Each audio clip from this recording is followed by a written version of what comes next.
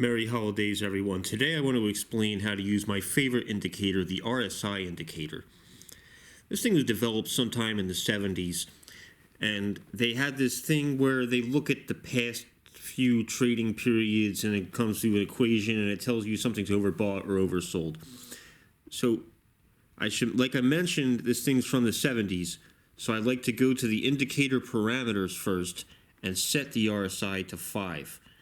It was originally intended to be 14, but things move a little bit quicker these days.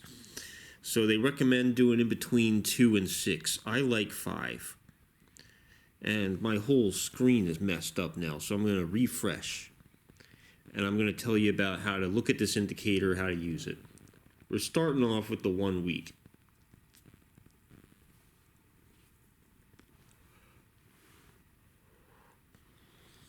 We're starting off with the 1 week, so each of these represents a week. So incorporating data from the past 5 weeks will give us this line. If it's at 50, if it's at 50, it's supposed to be considered a good deal. I don't know how to get that screen back to the way it was. If it's down to 30, then it's a good buy. It's oversold. If it's up to 70, it's a good sell.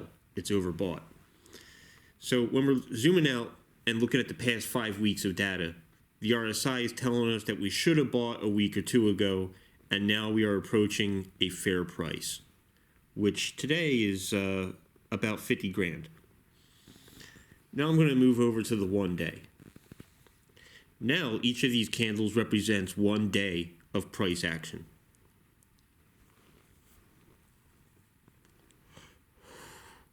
Including data from these past 5 periods cause the RSI to look like this instead. Now it's saying it's over 70, which means that if you're thinking on the 5-day time horizon, yeah, we've had a lot of action in the past 5 days. It's probably overbought, and you might want to sell right now. But before we do that, I like looking at 5 hours. So we're going to go to the hourly, and now each of these candles represents an hour of movement. And if you look at the past 5, not much has happened. And if you look at the RSI, we are approaching 50, which is what it thinks a fair price might be.